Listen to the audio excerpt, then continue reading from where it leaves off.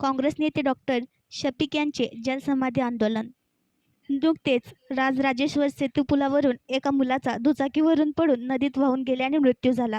कृपया लक्षात घ्या की पुलावर कोणत्याही प्रकारची सुरक्षा व्यवस्था नसल्यामुळे हा अपघात झाला आहे। याच्या निषेधार्थ काँग्रेस पक्षाचे डॉक्टर शफिक अहमद व त्यांच्या सहकाऱ्यांनी नदीत जलसमाधी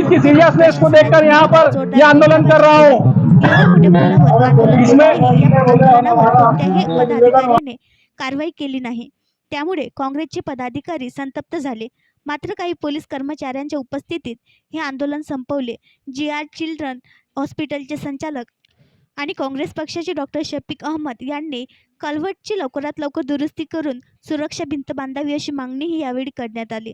मुलाच्या कुटुंबाला 10 लाख रुपये।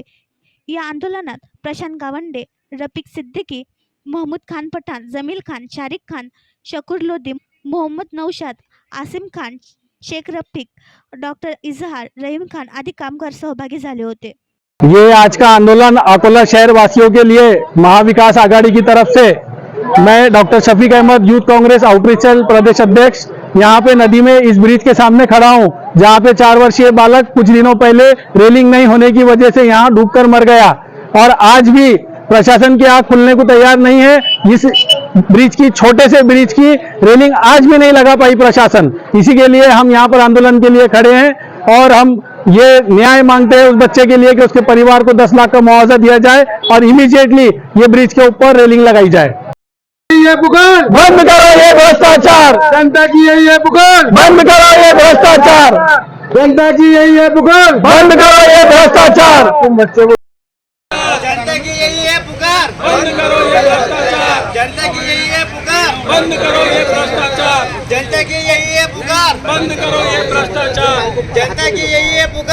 शहराला जोडणारा हा अत्यंत महत्त्वपूर्ण पूल, पण भ्रष्टाचारी नेत्यांच्या खाबुगिरीमुळे या पुलाची उंची वाढली नाही, या पुलावर रेलिंग लावली नाही आणि त्याच्यामुळे जयचा मृत्यू झाला।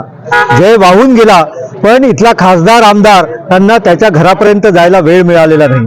आमची याच्या आंदोलनाच्या माध्यमातून इथल्या लोकप्रतिनिधींना आणि प्रशासनाला ही मागणी आहे की जयला किमान 10 लाख रुपये हा मोबदला मिळायला पाहिजे आणि लवकरात लवकर याची रेलिंग लावा आणि पर्यायी याच्याच बाजूला एक उंच पूल उभा राहिला पाहिजे, ही आमची मुख्य मागणी।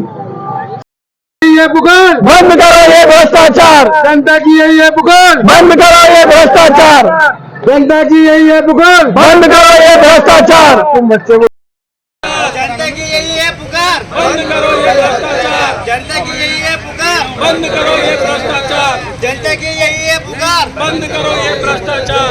जनता की यही है पुकार। आणखी नवीन व्हिडिओ पाहण्यासाठी आमच्या देशमुख एक्सप्रेस न्यूज चॅनलला सबस्क्राईब करा, लाईक करा आणि शेअर करा।